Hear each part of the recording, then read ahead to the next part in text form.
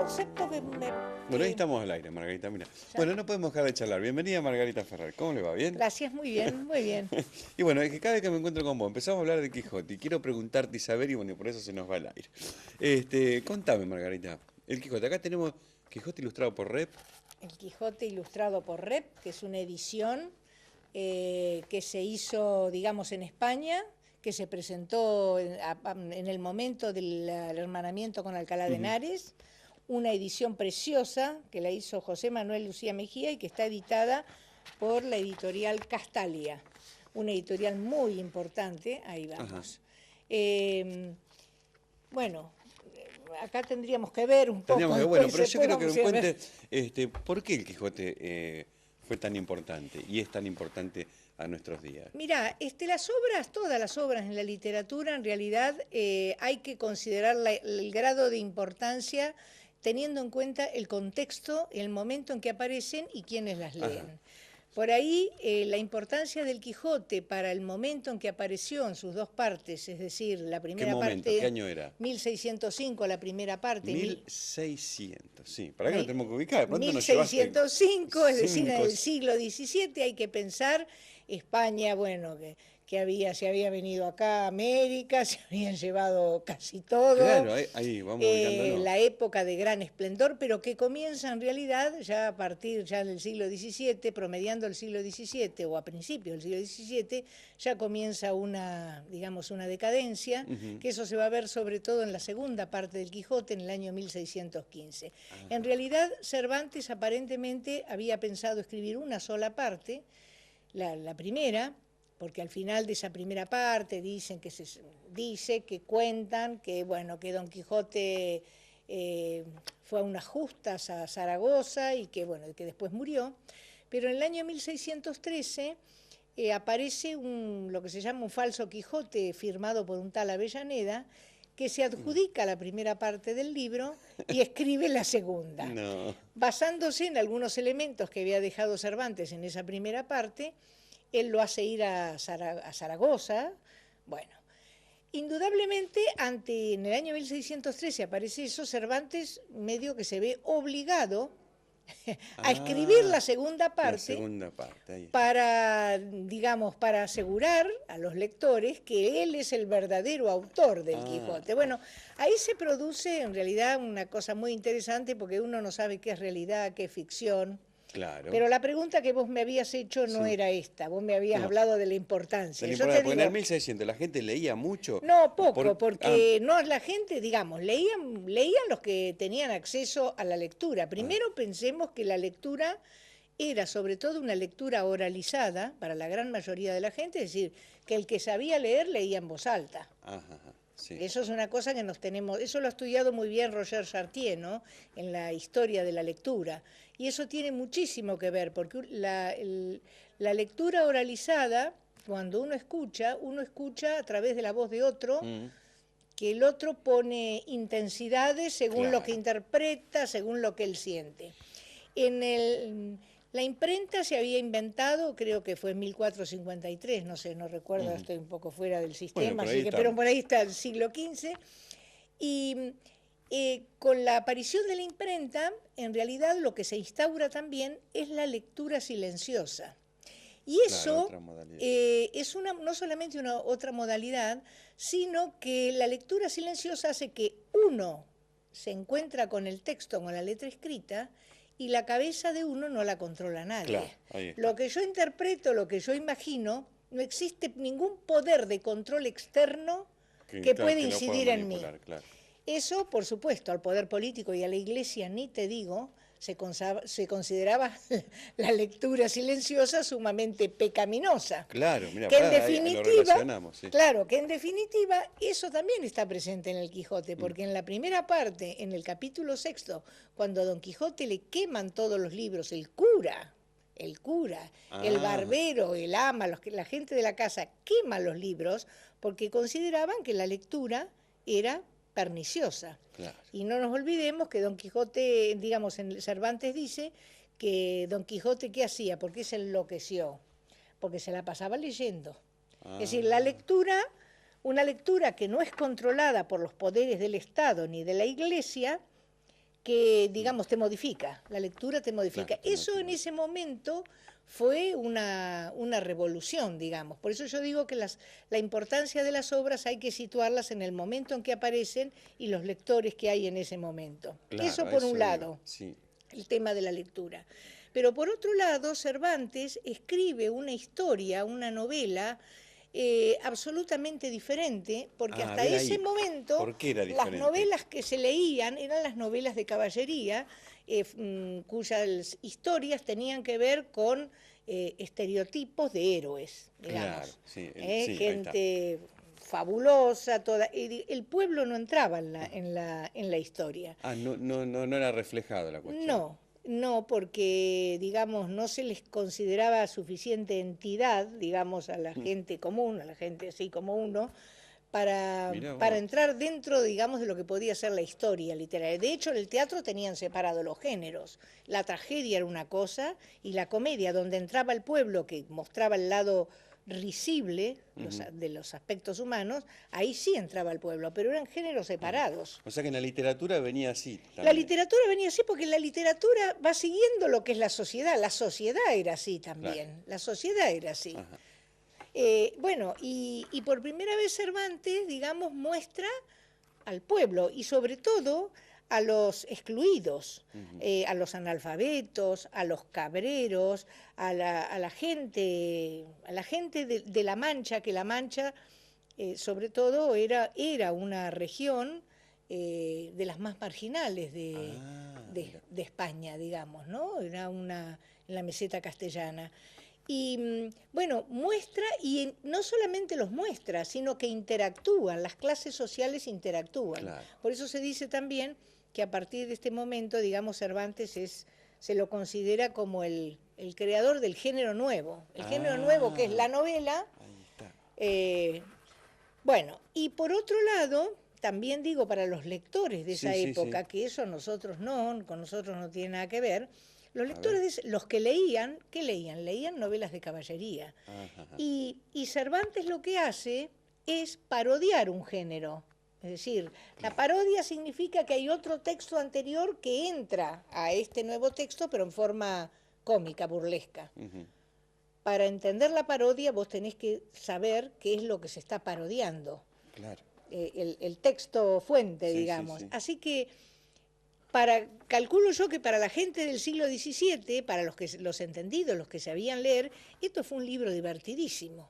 Claro. Que a lo mejor no lo es tanto para nosotros, porque también el humor y todas esas cosas cambian con la época, ¿no? Y bueno, eso, digamos, fundamentalmente creo yo que fue para el siglo XVII. ¿Y por qué la obra sigue, digamos, generando todas estas cosas, ¿no? Bueno, eso es lo que pasa con los clásicos. Primero porque un libro clásico no es porque es un libro antiguo. Digamos, no es eso. Digamos, la época clásica se considera la época grecorromana, digamos así, que sería la que fija pautas, modelos, pero en realidad un libro clásico es un libro que, digamos, que es leído en distintas épocas y que se le pueden encontrar nuevas significaciones. Un libro clásico es eso, que, digamos, navega por el tiempo. Por el tiempo, por el tiempo, siempre sigue vigente. Siempre sigue vigente y uno puede encontrar distintas cosas. En el Quijote, digamos, nosotros ya no, qué sé yo, no nos conmueve posiblemente o no nos promueve demasiada risa los episodios. Hay algunos que sí, pero mucho menos nos reímos de los que se podía leer la gente del siglo XVII, ¿no? Pero yo creo que en el Quijote uno encuentra, digamos, valores universales, valores humanos, cuestiones que hacen, por ejemplo, que las tenemos nosotros, cada uno de nosotros como seres humanos, esa dualidad y esa tensión entre idealismo y realismo que está entre nosotros, entre lo que nosotros imaginamos y soñamos y queremos, y después el mundo de lo posible. Toda esa lucha interna, externa, ¿no? Con lo que nos encontramos. Y esto en todos los órdenes. Ya lo dicen los políticos, la política, no sé cómo la han definido, es entre lo que uno piensa y lo que se puede realizar. Y en la vida de cada uno también, en todos los aspectos, en la profesión, en el amor, en lo que uno proyecta en los hijos, que imagina lo ideal de lo que quisiera ver que fueran, y después lo que son. Bueno, tema, eso está ahí en la obra. Claro, eso está ahí en el Quijote. Eso está en el Quijote. Y uno cuando lee eso, bueno, puede leerse a sí mismo, puede encontrar también respuestas a cada uno de nosotros, ¿no? Bueno, no sé, eso podría ser. Y después, a mí lo que me interesa del Quijote es, digamos así, que me parece que es bárbaro, es cómo muestra la obra que uno en la vida es con otros. Y que depende de las elecciones que hagamos en la vida, con quienes nos juntamos, con quienes hacemos pareja, con quienes nos rodeamos, nuestra vida va a ser de una determinada manera, que eso no lo podemos saber. Pero eso se ve digamos, Sancho, Sancho es un tipo humilde, un tipo analfabeto, pero que en realidad él logra transformarse, no ser otro, esa base de lo que él es está, pero las posibilidades que él tiene de ser como persona otra cosa, se las da la junta, digamos hoy, la junta con Don Quijote. Con Don Quijote. Claro. Eso creo que me parece que es una cosa importante, como en la vida uno no es uno solo, sino que uno es con otros. Mira, pues me gustó toda esa cuestión porque nos diste a entender, claro, con razón es tan gordo el libro. Sí, no sé si es por para eso, contar pero todo ese tipo de cosas. no sé si es por No eso. sé, Digamos, esto pero no lo dice Cervantes, es la interpretación que Sí, uno sí. puede hacer, porque en definitiva uno ve, sobre todo en estos dos personajes, incluso Sancho que lo define Cervantes al principio como un hombre de muy poca sal en la mollera, es decir, de poca inteligencia. Él es puesto a prueba en la segunda parte para ser gobernador. Y aún no sabiendo leer ni escribir, es una persona que resuelve los casos que le presentan, que son casos de justicia, cosas que tienen que... porque tiene un buen sentido común, un buen natural, y además ha aprendido muchas cosas en ese viaje, que en definitiva es el viaje de la vida, creo yo, ¿no? Bueno, y todo esto, ¿cómo hicieron para adaptarlo a chicos? Y después llega Azul y lo empiezan a dibujar y hay una edición. Entonces, bueno, aunque sea... Muy chiquitito, tenemos otro bloque más. Cuando vos digas, mostremos el libro un cachito, nos vamos a la pausa, volvemos y me contás esa parte de la adaptación y el trabajo. Esto es un libro de Azul, ilustrado por nuestros niños de Azul. Los niños, bueno, yo voy a mostrar algunas cosas acá. Aquí hay solamente algunos de los dibujos que seleccionó la editorial, porque acá hubo 1.400 dibujos con la participación de casi todas las escuelas primarias del distrito de Azul, rurales, urbanas, todo eso. La dejamos picando, vamos a la pausa y me contás más en detalle, porque si no vamos muy corriendo y me gusta que nos detengamos un poquito en el libro. Vamos a la pausa, ya volvemos y seguimos charlando con Margarita.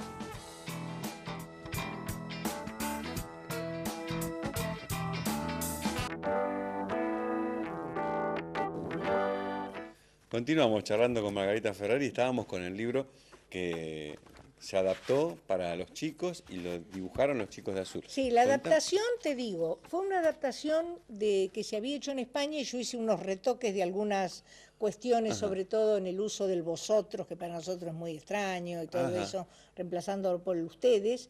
Esta es una edición que se había hecho ilustrada en España. Pero, bueno...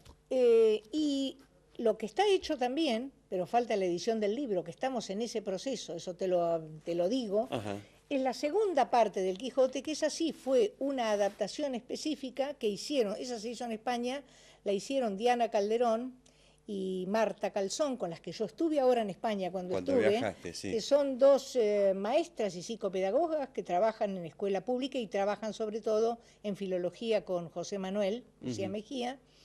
Y bueno, ya está todo el trabajo hecho en las escuelas, que participaron 40 escuelas, de la segunda parte del Quijote. La segunda parte, que estamos en tratativas, la posibilidad, eso nos han dicho por lo menos verbalmente, de poderla editar también en Alfaguara. Esa segunda parte. Esa segunda parte...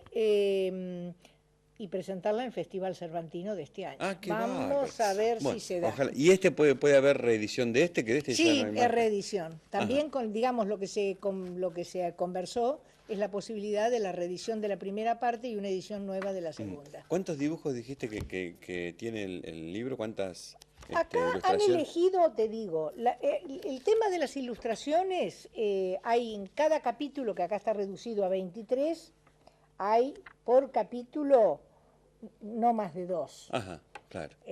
No más de 2. Y acá teníamos un dibujo que... Sí, yo quería mostrar porque digamos, las ilustraciones se han hecho a partir de la mirada, de la visión del que lee. El capítulo 6, en la edición no adaptada, es la de cuando Don Quijote vuelve a la casa después de la primera salida, que sale solo. Ajá, es esta que tengo la mano yo. Sí. A ver si entramos todos. Ahí está. El dibujado por Rep. Este es el dibujado por Rep. Y este es el de los chicos de Azul. Y este es el de los chicos. Es decir, el incendio, la hoguera que arman los... Es fabuloso, ¿no?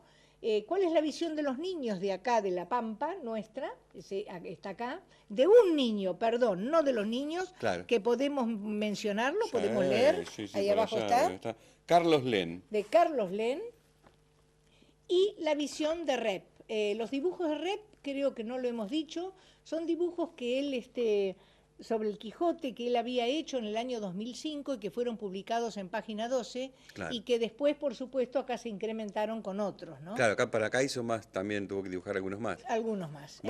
Y allí también está quemando Rep libros y está la simbología nazi por allí. La simbología nazi, bueno, acá hay otra, claro, otra lectura, de alguien que tiene un capital cultural diferente, claro, al de un niño. Claro. Ese libro ilustrado por Rep, la verdad que es fantástico.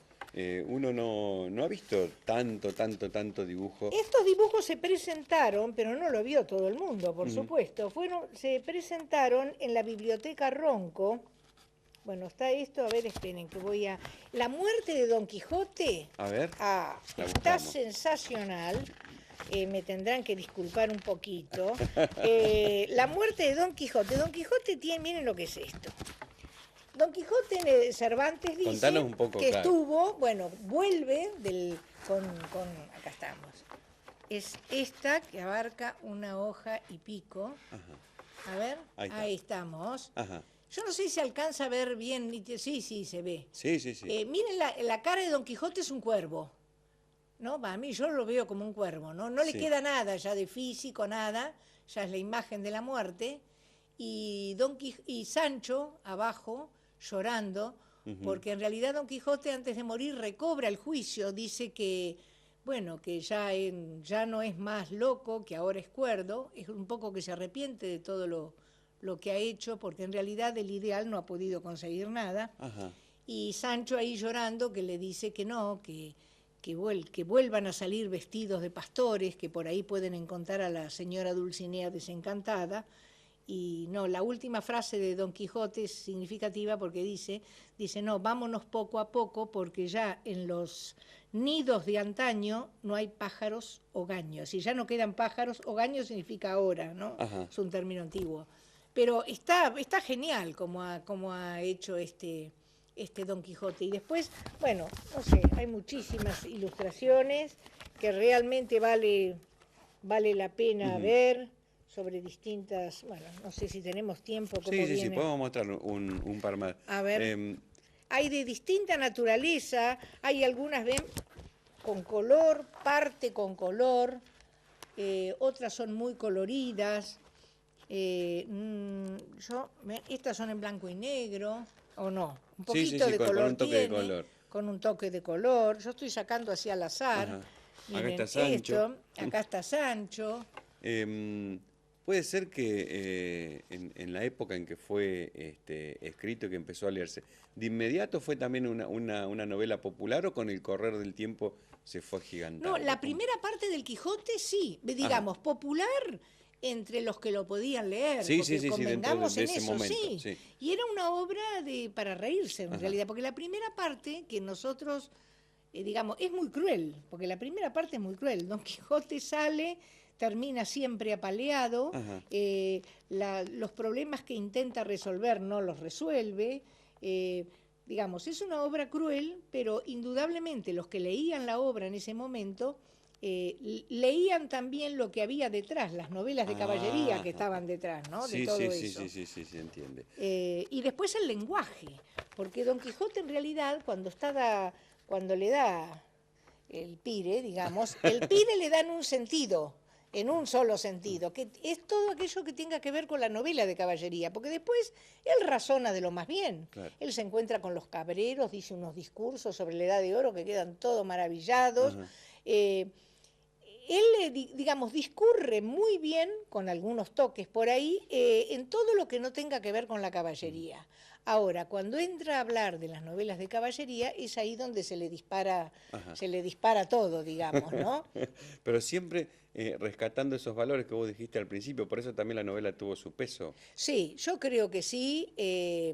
Y después porque uno puede verse todo eso, ¿no?